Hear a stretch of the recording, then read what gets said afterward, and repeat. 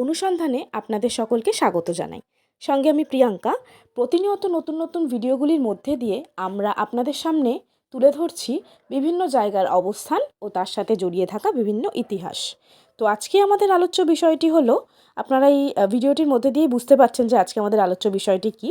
সেটি হলো বিশ্ব বাংলা গেট বা কলকাতা গেট। কলকাতার নিউ টাউনে অবস্থিত একটি আধুনিক খিলান সৌধ, যা মূলত শহরের সৌন্দর্যায়ন ও আইকনিক প্রবেশদ্বার হিসেবে নির্মিত। মুখ্যমন্ত্রী মমতা বন্দ্যোপাধ্যায়ের ভাবনায় হিটকো কর্তৃক নির্মিত এই ঝুলন্ত রেস্তোরাঁ ও ভিউইং গ্যালারিটি নারকেলবাগান ক্রসিংয়ে অবস্থিত। এটি একটি আইফেল টাওয়ারের আদলে তৈরি করা হয়েছে। এটি 55 মিটার, প্রায় 180 ফুট উঁচু একটি বৃত্তাকার ঝুলন্ত কাঠামো, যা দুটি বিশাল খিলানের ওপর দাঁড়িয়ে আছে।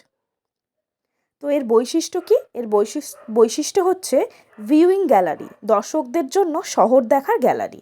রেস্তোরাঁ, ওপরে একটি ঝুলন্ত রেস্তোরাঁ রয়েছে। ডিজাইন, এটি আধুনিক স্থাপত্যের একটি নিদর্শন, যা কাঁচ এবং স্টিল দিয়ে তৈরি। নিউ টাউনকে একটি আধুনিক শহরের রূপ দেওয়া এবং পর্যটকদের আকর্ষণ করাই হলো এর আসল উদ্দেশ্য। এই কাঠামোটি এখন কলকাতার অন্যতম প্রধান পর্যটন কেন্দ্র হিসেবে পরিচিত। বিশ্ব বাংলা গেট, যার পূর্ব নাম কলকাতা গেট, হলো নিউ টাউন কলকাতার উপনগরীর নারকেলবাগান মোড়ে নির্মিত একটি তোরণ বা গেট। গেটের সঙ্গে রয়েছে একটি ঝুলন্ত রেস্তোরাঁ। গেটের 4টি স্তম্ভ জুড়ে ঝুলে রয়েছে একটি বলয়। কাঁচ দিয়ে ঘেরা এই বলয়াকৃতি অংশে থাকবে রেস্তোরাঁ এবং ভিজিটার্স গ্যালারি, যেখানে নিউ টাউন ও কলকাতার অনেকটা অংশ দেখা যাবে।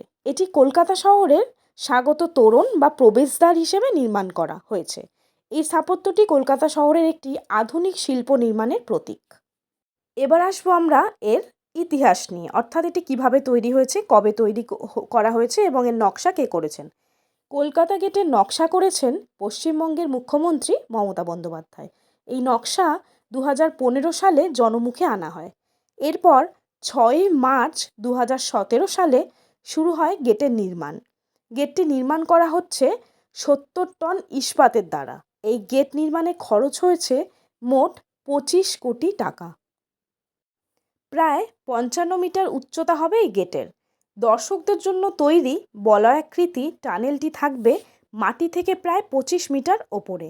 কলকাতা গেটের একপাশেই থাকা লিফটে ওপরে উঠতে পারবেন দর্শকেরা। টানেলকে সাজিয়ে তুলতে বঙ্গ সংস্কৃতির সঙ্গে খাপ খাইয়ে নানা রকম ছবিও থাকবে সেখানে। গোটা টানেলের বাইরের অংশ থাকবে আলোয় মোড়া, মধ্যের অংশ থাকবে বিশ্ববাংলার লোগো। নিউ টাউনের সৌন্দর্যের প্রতীক রূপে এই ঝুলন্ত রেস্তোরাঁটি তৈরি করা হয়েছে। প্যারিসের আইফেল টাওয়ার এবং মালয়েশিয়ার ঝুলন্ত রেস্তোরাঁ থেকে এই ভাবনার জন্ম, এবং এটির পুনর্নির্মাণ এবং সুন্দরভাবে পরিচালনার দায়িত্ব নিয়েছেন ফিরহাদ হাকিম।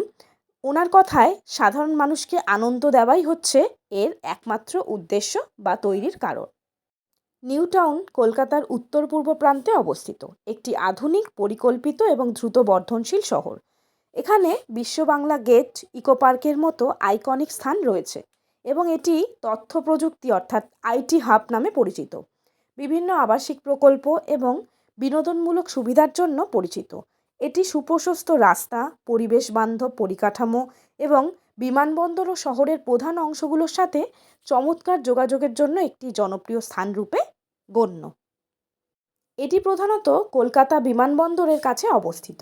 এটি একটি আধুনিক শহর, যা কলকাতা শহরের ভিড় কমানোর লক্ষ্যে তৈরি। 480 একরের বিশাল ইকো পার্ক, বিশ্ব বাংলা গেট এবং নতুন আকর্ষণ তরুণ্য পার্ক, থিয়েটার, গ্যালারি এবং বিভিন্ন বাণিজ্যিক ও বিনোদনমূলক স্থান রয়েছে এই নিউ টাউনে। নিউ টাউন বা রাজারহাট নিউ টাউন হলো ভারতের পশ্চিমবঙ্গ রাজ্যের একটি পরিকল্পিত শহর।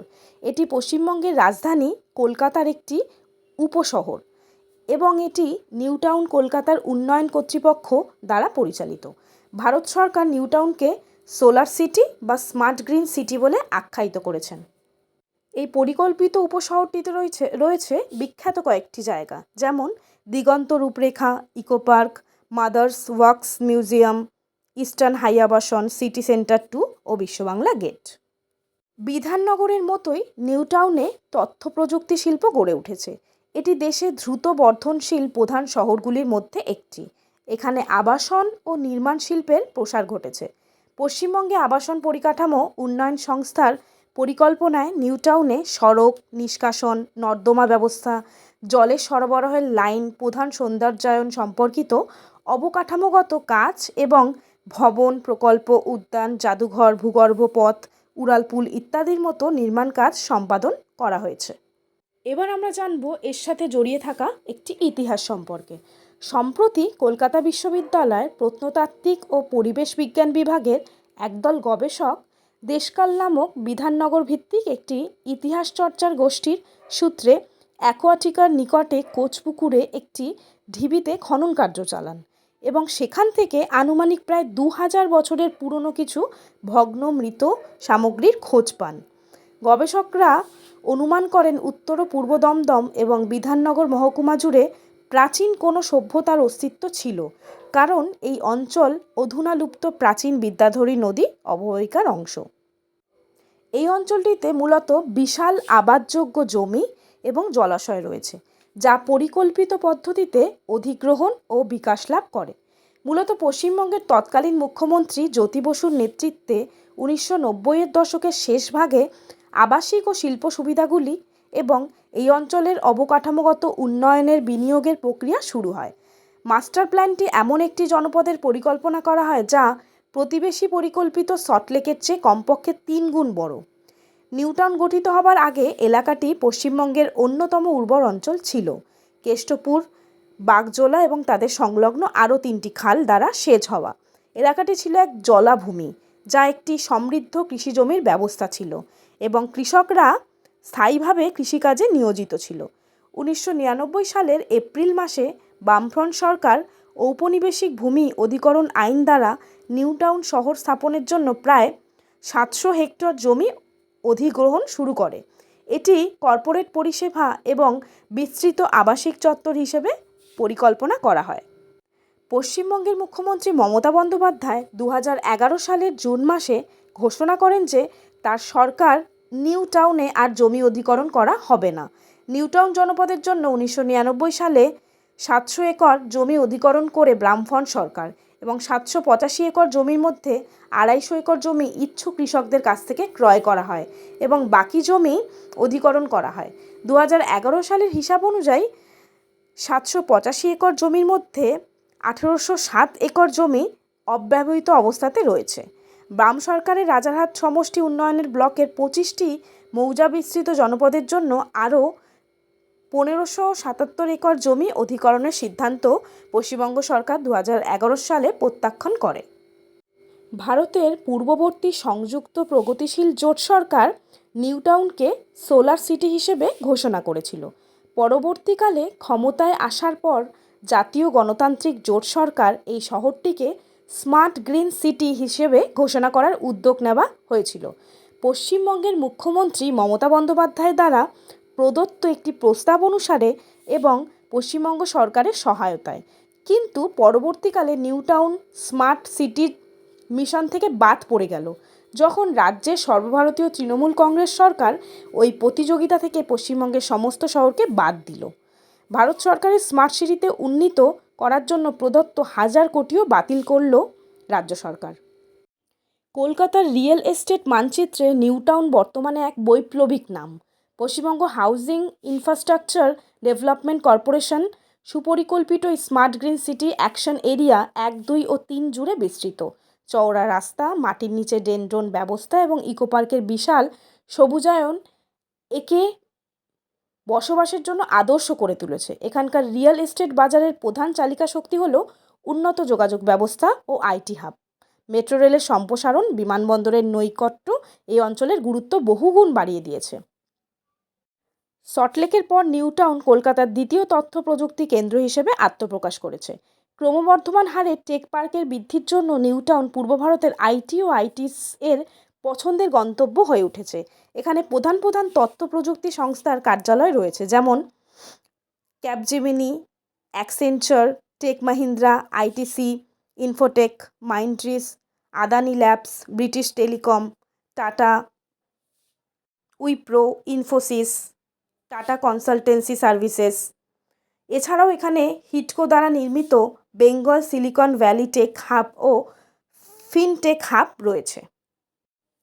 নিউ টাউনের অন্যতম সেরা দর্শনীয় স্থান হল ইকো পার্ক, ভারতের অন্যতম বৃহত্তম শহরের উদ্যান, যেখানে টয় ট্রেন, বিভিন্ন থিম গার্ডেন রয়েছে। এছাড়া মাদার্স ওয়ার্কস মিউজিয়াম ইকো পার্কের বিপরীতেই অবস্থিত, যেখানে বিশিষ্ট ব্যক্তিদের মোমের মূর্তি রয়েছে। বিশ্ব বাংলা গেট, কলকাতার ঝুলন্ত রেস্তোরাঁ ও ভিউইং পয়েন্ট বা কফি হাউসের আদলে তৈরি। এছাড়া রয়েছে হরিণালয়, এটি অ্যাকশন এরিয়াতে অবস্থিত একটি মিনি চিড়িয়াখানা ও পার্ক। নিউ টাউন জগন্নাথ মন্দির, পুরীর মন্দিরের আদলে তৈরি একটি নতুন ও সুন্দর মন্দির। নজরুল তীর্থ, নজরুল ইসলামের স্মৃতির উদ্দেশ্যে তৈরি সাংস্কৃতিক কেন্দ্র ও গ্রন্থাগার। এছাড়া রয়েছে স্মৃতি ভবন, শান্ত পরিবেশে হাঁটার জন্য একটি সুন্দর উদ্যান। শীতকালে এখানে ঘোরার জন্য সেরা সময়, রাজারহাট মেইন রোড ধরে সহজেই ইকো পার্ক বা বিশ্ব বাংলা গেটে পৌঁছানো যায়। এছাড়াও আমরা চাইলেই মেট্রো করে এসে আমরা বিশ্ব বাংলা পরিদর্শন করতে পারি, ইকো পার্ক পরিদর্শন করতে পারি, বাস রুটেও আমরা আসতে পারি খুব সহজেই। বিশ্ব বাংলা ছাড়াও নিউ টাউনের আরও 5টি জায়গার খোঁজ আপনাদের আমরা দিলাম এই ভিডিওটির মধ্যে দিয়ে। এবং যদি ভিডিওটি ভালো লেগে থাকে অবশ্যই লাইক এবং সাবস্ক্রাইব করবেন। আজকে ভিডিওটা এখানেই শেষ করছি।